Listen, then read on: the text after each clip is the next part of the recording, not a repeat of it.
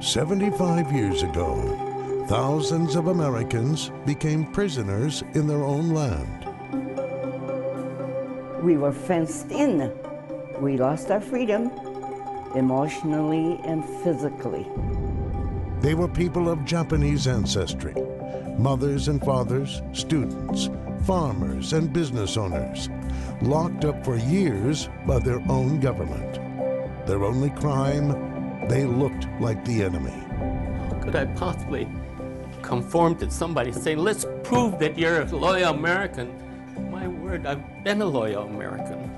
Some people say they can't believe it happened. And I don't comprehend how that was able to happen, and people, other people let that happen. This is a King 5 special report. Prisoners in their own land.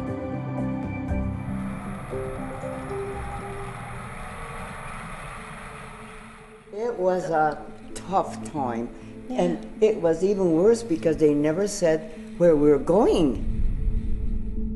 Sagebrush and tumbleweed and dusty in the summer and extremely cold and in the winter and muddy.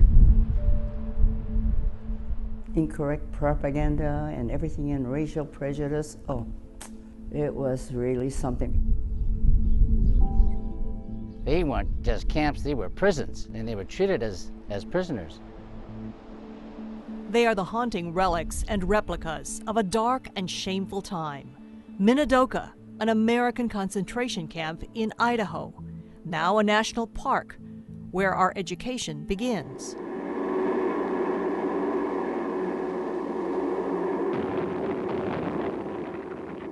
A date which will live in infamy. The attack on Pearl Harbor by the Empire of Japan would catapult the United States into World War II and make Japanese Americans on the West Coast prisoners in their own land. Soon after the attack in Hawaii, scores of Japanese men all along the West Coast were taken from their homes. A curfew was imposed, affecting only people of Japanese ancestry. What happened next would surprise them all. With a stroke of a pen, President Franklin Delano Roosevelt sent more than 110,000 Americans of Japanese ancestry into American concentration camps during World War II.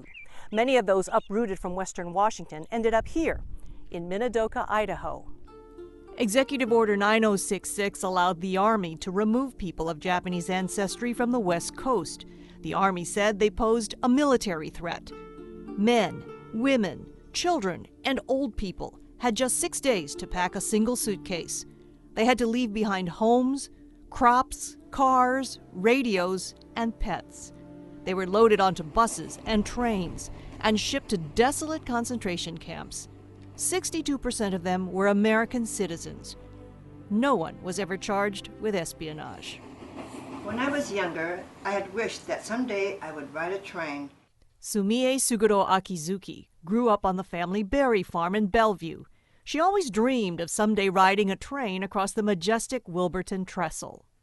The irony is that my wish came true on May 20, 1942. We took the train at a station in Kirkland, Washington. We could take only what we could carry. As the train picked up speed, we went right past our farm, located next to the railroad tracks in Bellevue. We could see the neat rows of the strawberry fields and our house in the distance. The strawberries would be ready in just 2 weeks. It was going to be a good season.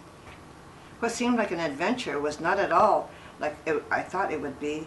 It was a time of sadness and uncertainty.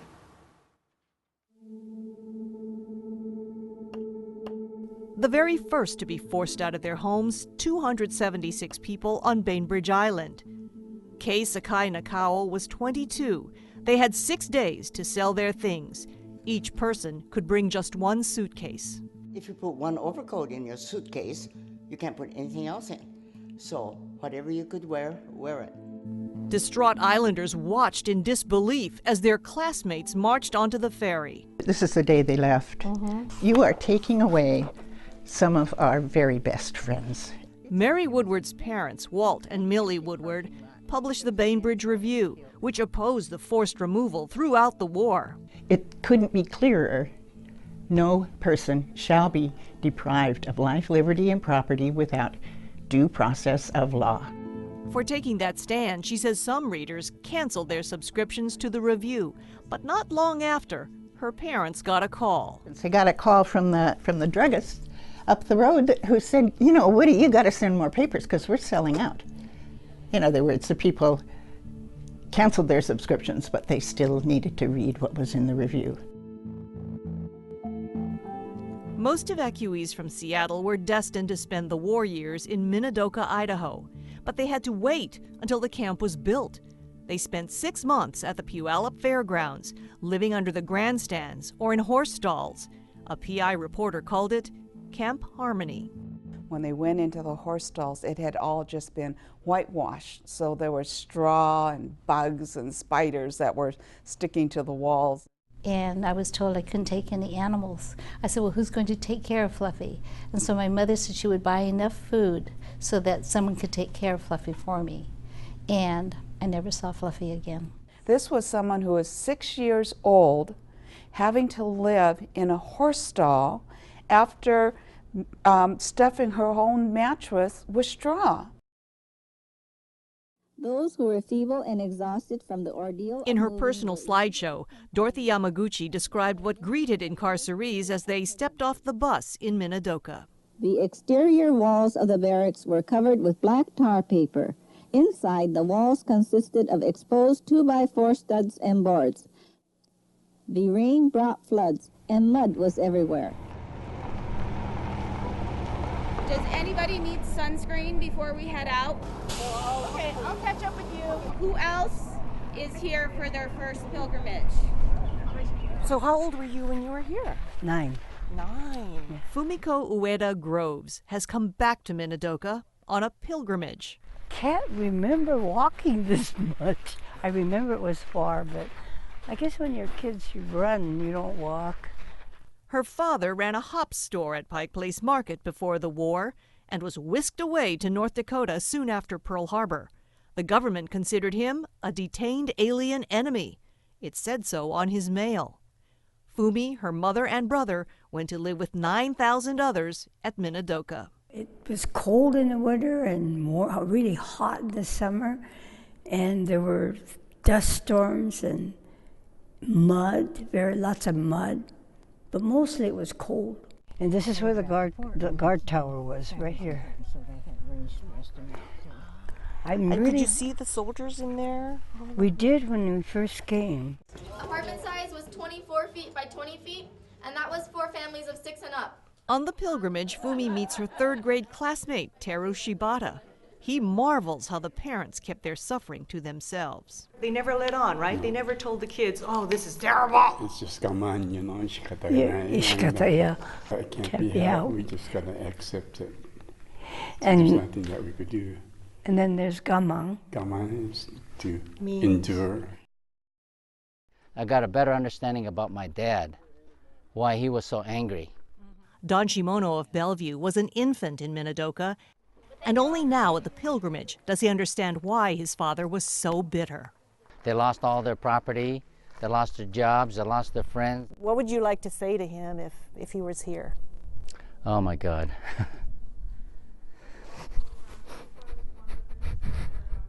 When I went to his funeral, I sat there and I talked to him and I thanked him for everything, all the suffering that he had to go through and all the pain that he had to go through to make us survive. And I realized all the price that he had to pay in life that he lost because of the internment camp. Why didn't they object? Why go along with an unconstitutional scheme? Some people did object, and incredibly, others volunteered to serve in the U.S. Army. Warriors and resistors dividing the Japanese American community. A loyalty questionnaire in 1943 challenged the incarcerees. Question 27 asked, "Will you volunteer for combat?" Some said, "No, not until you release my family." Question 28 asked, "Will you swear allegiance to the United States and forswear any obedience to the Japanese emperor?" Some said, "No, I never swore allegiance to the emperor. I'm an American." Even one no could raise eyebrows in the Japanese community. Jim Akutsu was a UW sophomore in 1942 when he tried to enlist, but was classified 4C, enemy alien. I had never pledged allegiance to Japan, flag, or the emperor, see? And if I felt that I had answered it yes, I would be incriminating myself. When the government reversed course and began drafting Japanese Americans again, some incarcerees resented having to prove their Americanness. In various camps, hundreds of draft-age men protested. Men like Frank Yamasaki were tried as draft resistors and sent to federal prison for 2 years. These are the hurts, and it still hurts. How could I possibly conform to somebody saying, let's prove that you're a loyal American? My word, I've been a loyal American. For decades growing up, the only accepted response to incarceration was contained in two phrases: shikatakanai, Japanese for it can't be helped, passive resignation in the face of oppression. The other was go for broke, Hawaiian pidgin for give 110%. Seattle journalist Frank Abe documented the resistors. So between shikatakanai and go for broke, there was no room for a third reality, which was resistance in the face of oppression. Those who answered yes, yes, went on to volunteer for the U.S. Army or Military Intelligence Service, becoming the most decorated, segregated unit in Army history. I volunteered from a relocation center to show my loyalty and to prove that I had the right to live as a good American citizen. 6 Purple Hearts, a Bronze Star, and a Silver Star. Staff Sergeant Shiro Kashino was typical of those who served in the 442nd Regimental Combat Team. Injured multiple times, Kashino was always sent back to the front for the next seemingly impossible task. His daughter Debbie remembers. Because collectively, their courage and their bravery and their willingness to fight during a time that this country has turned their backs on them, I think, is really what this is about.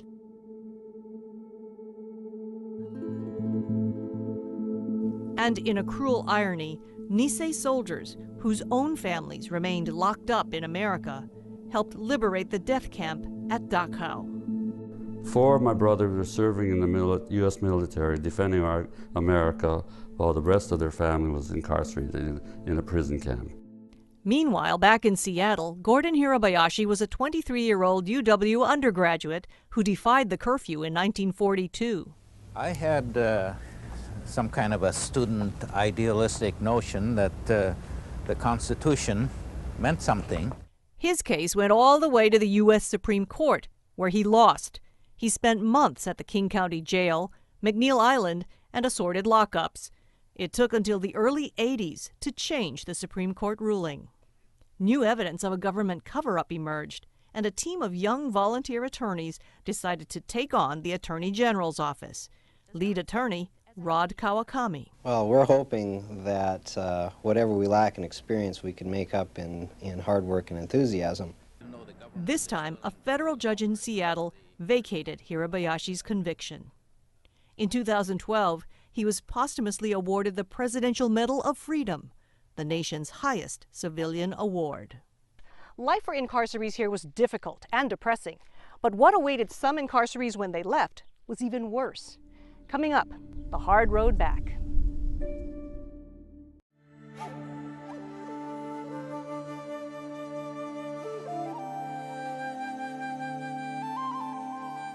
If racism was bad before the war with Japan, it was probably worse after it.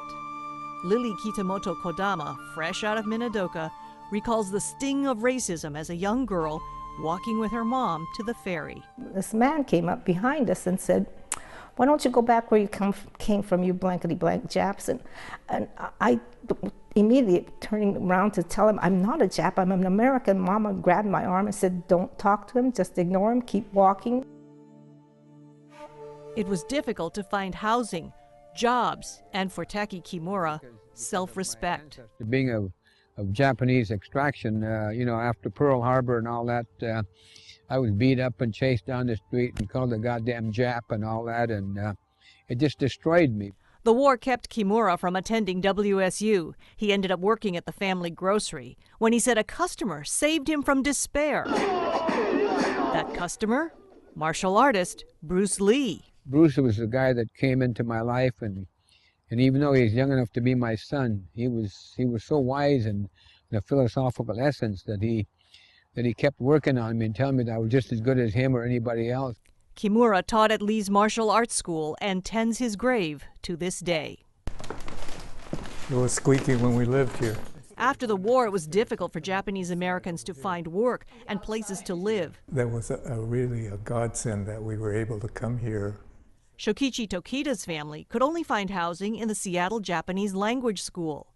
Classrooms turned into apartments, costing families $6 a month. They call the school the Hunt Hotel, since most of the residents came from the Minidoka camp near Hunt, Idaho. The best thing about this home? How convenient is that? Just walk out your door and here you are. That's right. What a huge change from camp. And a luxury. But not everyone recovered from the trauma. National Park Service historian Elisa Law says 3 people committed suicide here. That kind of gives you an idea of how devastated people were and how hopeless the situation seemed coming back. The last tenant left after 14 years. For decades, those who were locked up in American wartime concentration camps knew it was wrong. But what to do about it? It took a Boeing engineer from Seattle and a cohort of civil liberties friends to stand up and seek redress. Tom Ikeda, executive director of history website Densho, theorizes it came down to one man who pushed the idea. Henry Miyatake was 13 when he went to Minidoka. He was this Boeing engineer, really smart. But it took the threat of a layoff to get him motivated. Because Henry was so good, they said, well, we want to keep you, but we're going to cut your pay like in half. And Henry said, you can't do that. You know, I'm not going to do that. But his manager said, yes, you will. You're Japanese American, and I know what happened during World War II. And the Japanese Americans just took it and didn't complain. And so in the same way with the other Japanese American engineers, I know if we just give you half your salary, you guys will just take it. It took me about a year before I got to the point of saying, hey, we're going to do something. Miyatake and the Seattle Japanese American Citizens League went to work using flip charts to educate the public and their fellow incarcerees about the fight ahead. Amazingly, some in the community resisted. Some have likened it and have mentioned that it's somewhat like being raped. You know it was wrong, but you've been raped and you don't like to tell people about the fact that you've been raped. Fortunately, there were 4 Japanese American lawmakers in Washington, D.C. who would help craft a path to redress. Congressman Bob Matsui and Norm Mineta, and Senators Spark Matsunaga and Daniel Inouye, himself a World War II vet. They helped create a federal commission on wartime relocation and internment of civilians, which went to several cities, including Seattle, to collect testimony and information about the massive denial of civil liberties. During my junior year. For some, it was the first time they had talked about their incarceration in almost 40 years. The feeling of being pointed out as an enemy during a crucial period of my life and without a chance to defend myself caused many psychological wounds from which I feel I have never recovered. In its final report, the commission concluded that the incarceration of Japanese Americans was not based on military necessity, but was the result of race prejudice, war hysteria, and a failure of political leadership. When Congress finally voted in the fall of 1987, Washington State's delegation unanimously supported it 10-0. The signing of the redress bill by President Ronald Reagan in 1988 capped more than 10 years of hard work. It provided $20,000 to each survivor, a public education fund, and a formal apology. No payment can make up for those lost years. So what is most important in this bill has less to do with property than with honor. For here we admit a wrong. Today is a vindication for Japanese Americans, for the Constitution, and for all Americans. The government began issuing checks to the oldest survivors first. When asked what he thought of redress, one elderly gentleman said, "It takes a great country to admit it made a mistake." Coming up, can this happen again? Some final thoughts from those who were prisoners in their own land.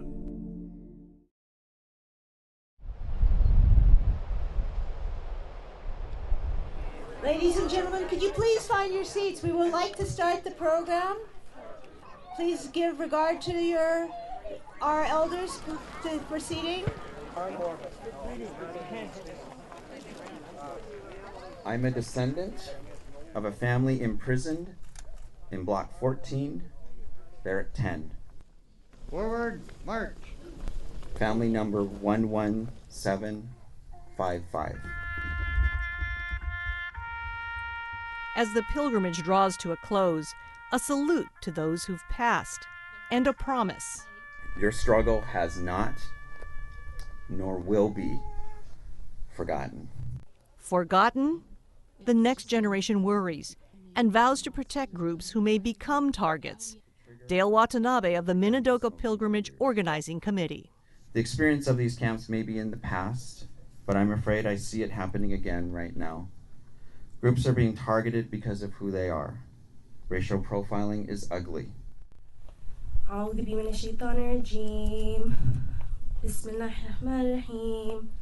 You may just find you have something in common with your Muslim neighbor, and you can learn from each other and find a very powerful ally.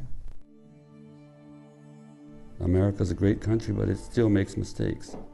Line up straight in the line. Ready. It wasn't an internment camp, it was an American concentration camp. Present, arms. America is awesome, but it does make errors. So we hope that you as our future leaders will remember this story and never let it happen again. It shouldn't happen again in America. On this 75th anniversary of the President's executive order, the biggest takeaway is that our country must never forget the lessons of this dark and shameful period. We must always be vigilant of our constitutional rights as a tribute to all of those whose lives were touched by Executive Order 9066. Thanks for watching.